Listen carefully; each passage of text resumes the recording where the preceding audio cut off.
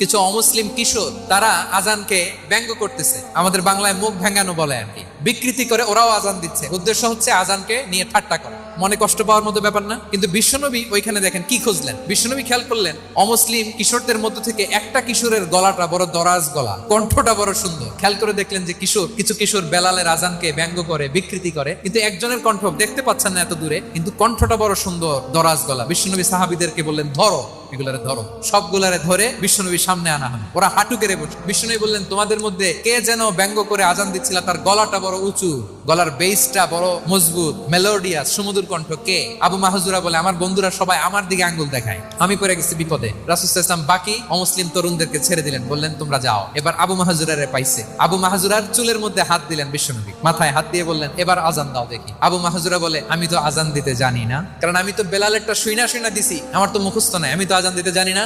বিশ্বনবী বললেন জানো না?